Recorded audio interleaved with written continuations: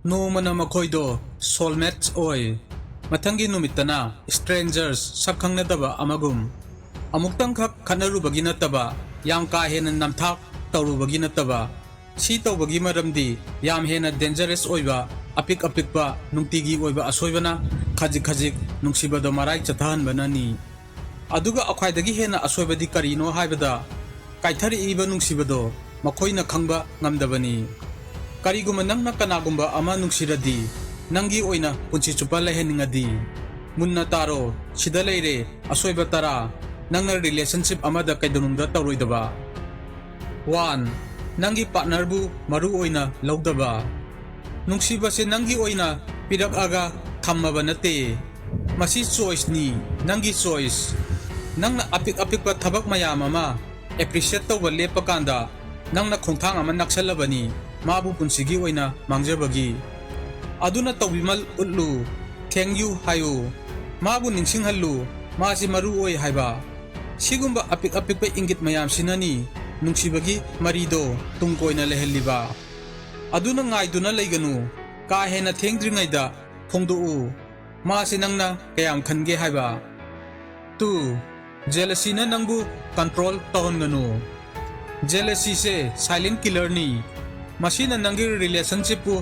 ngakthok pide masina thajaba thugai aduna phattaba do khanbagi mahutta pau phangna to u thajaba haibachina yumpham oiribani nungsibagi masi yaudhrabadi punamak ningkhai khini ningsingu relationship haibase amana amabu sengatpa mapung phanabani amana amabu senadana chingthanagadaba nate 3 warning signs thawoidaba nungsibana nangbu sohangadaba nate karigumba icha chanadaba phawradi madu thawoidaba tawganu warning signs si lairamibani maram amagi khangmu nangi happiness maru oi haiba nangna phangba matik chabududagi hanthana yaba tawganu karigumba kanda thado oga chatkibana nangna tawba ngamba akhwaidagi thongna phaba thabak oi nangna nuksibama matik chai nangbu comfort safety nangi oijaribaduda yabiba ama lanfam amagum phon banataba 4 mi ataigi relationship ka changdamnaba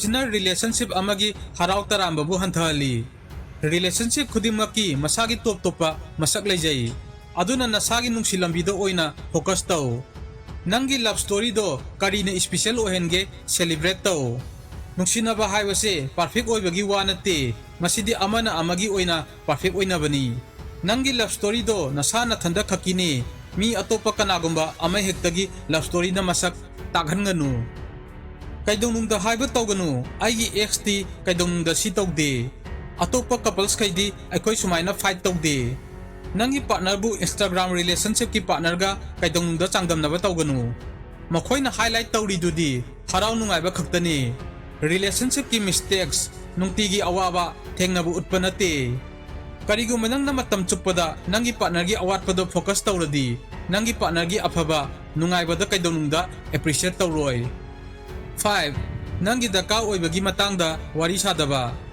nangi partner do mind reader nangi wakhal paba ngamba nate aduna karigumba ama nangonda wahanba ayetpa leiragadi wahina phongdokho pau phaunabasi wari sanaba khaki nate masidi connection suni masidi nasagi thamoi sengba nangi wakhal pungning hakchangda phawbuda tambani maduna haidokpada phanayam wagadaba oirasu aikhoina khanggadabadi relationship amada makhol hauna bom pokhaiba dona loisankhidi makhoina loisankhi silence ta tuminna yengthiba asawbase yanadabadagi oirapanatte masidi nakhoina fight avoid tawbadudagi oirapani puningda phawbadu namjanduna thambadagi oirapani hojik thengnariba problem ama nangna matangduda solve tahogdabadagi oirapani ai sengna haige tumina lesson basi santi nate karigumba nungaitaba problems phajinduna thambana relationship ama bu kalloi maduna tabli